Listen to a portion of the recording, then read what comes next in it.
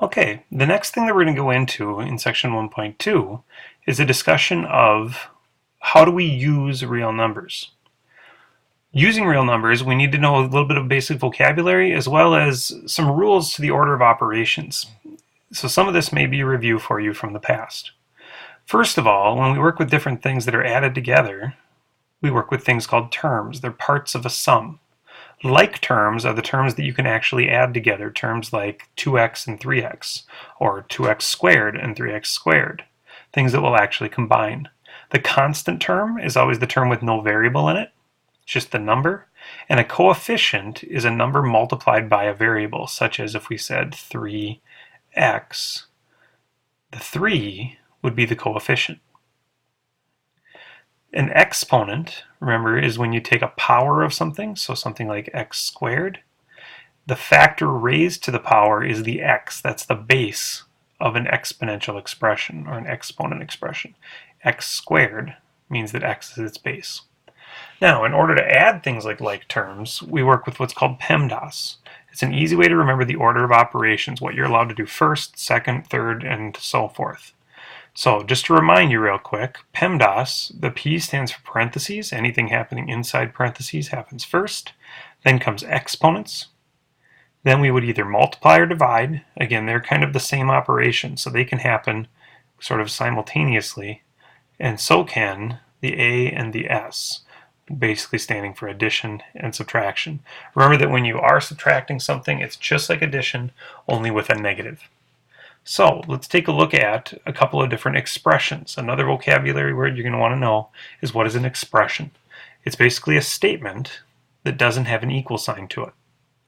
A numerical expression is similar to the one up top. There aren't any variables. Therefore, often the directions will just say simplify. Take what you're given, follow PEMDAS, and simplify the statement. So again, PEMDAS starts with P. So what happens inside the parentheses needs to happen first. So notice the -3 in here. There's nothing that can happen there, but the next set of parentheses says we need to take 1 minus -3. So -8 plus 5 times parentheses 1 minus a negative. Remember that you can make that plus the positive, becomes 4 to the third. The next thing in PEMDAS is exponents. So 4 to the third. So again, -8 plus 5 times 4 to the third is 64. Then we're going to multiply or divide. Well, we don't have any division, but 5 times 64 will be 320. And then finally, we're going to do addition and subtraction. So we got to make that final addition, or since it's with a negative, technically 320 minus 8, which would be 312. And that will be our final answer. Now, there are also what are called algebraic expressions. So -4x squared plus 6x minus 5, that's an algebraic expression. And the directions change to evaluate because before we can do anything, we need to substitute. We need to take out the x's because we know that when x equals -3 applies to this expression. So we're going to say -4 times -3 squared plus 6 times -3 minus 5. Take out all the variables and insert what we know it's equal to. That's how you're going to evaluate an algebraic expression. So again, follow that order of operations. We know that we do inside parentheses, which we can't do much of anything, but then we can do exponents. -3 squared, remember, becomes positive 9. As long as we're at it and we're stopped by this addition here, on that next term, we can take 6 times -3 becomes -18. And then we have to stop again because it's subtraction. Now again, we need to multiply. -36. We're going to add on -18 and finally subtract 5. And since that's all addition and subtraction, we just use our left to right rule. Start at the left, work your way to the right. -36 minus 18 is going to be a -54. Minus another 5 is a -59. And we get our final answer. Now, we can also use those ideas to work with real-world applications. You want to buy either a CD or a DVD as a gift for each of 10 people. The CDs cost $13 and DVDs cost $18. We need to write an expression for the total amount to spend, Then figure out if we buy 4 of the people's CDs, thus implying if we're buying 10 total, 6 DVDs, how much are we going to spend? Now, one thing that many books will go into is what's called a verbal mathematical model. And this is optional. If it helps you, go ahead and write one. Once you get the hang of doing more and more word problems, a lot of times this is a step that gets skipped. But a verbal mathematical model basically says, how are we going to figure out what we're spending? And the idea here is the price per CD times the number of CDs will tell us the total cost of all of the CDs. But then the price per DVD is different, so we need to add on the price per DVD times the number of DVDs.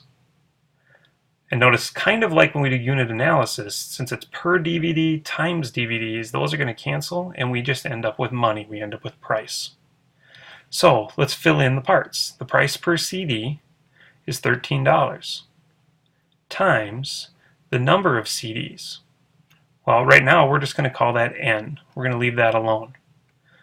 Let's add on the price per DVD, which is $18. But now, since we don't want to plug in multiple variables, one hint that we have is to make the expression in terms of CDs only. So if we really think about it, the number of CDs is going to be represented by N. The number of DVDs is out of the 10 total. Let's take off the number of CDs we purchased, and that should tell us the number of DVDs. That's how we ended up with 6 DVDs up top. If I'm buying 4 CDs, 10 minus 4 gave us 6 DVDs. So that now in our expression here, we don't have to put a new variable. We can just say 10 minus N and have our new expression. We can even simplify that expression a little if we'd like. On the left there, we've got 13N plus, if we do a little distributing, 18 times 10 is 180 minus 18N. And our overall algebraic expression will be 13N minus 18N, or negative 5N plus $180. So that now when we want to know for 4 CDs, we can just plug that into our expression. So I'm going to plug that in here.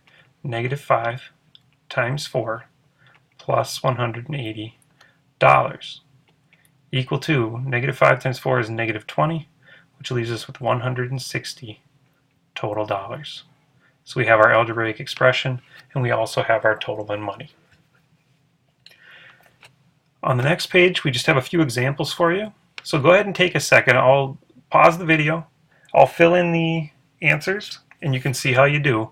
But just a couple of times to practice evaluating an algebraic expression, simplifying, again, an algebraic expression. Notice there are variables, but we're not going to actually substitute.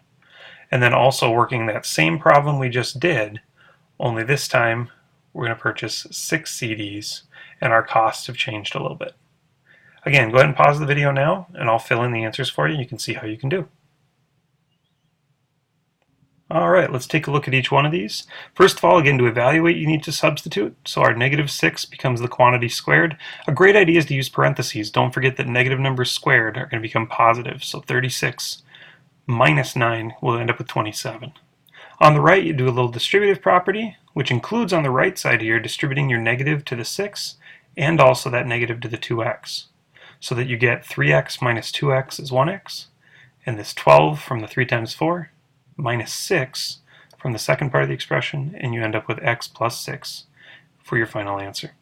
On the bottom, again, I just reset up the model. I didn't do a verbal expression, but I did say that $8 per CD plus $12 per DVD, again represented by 10 minus n, would represent my entire situation. Did a little distributing, added some like terms, and then filled in for n, negative 4n plus 120. Well, take out the n because we're purchasing 6 CDs, n represented CDs. So negative 4 times 6 is negative 24 plus 120 gives you $96. I hope that helps you with this section, and good luck with your algebraic expressions.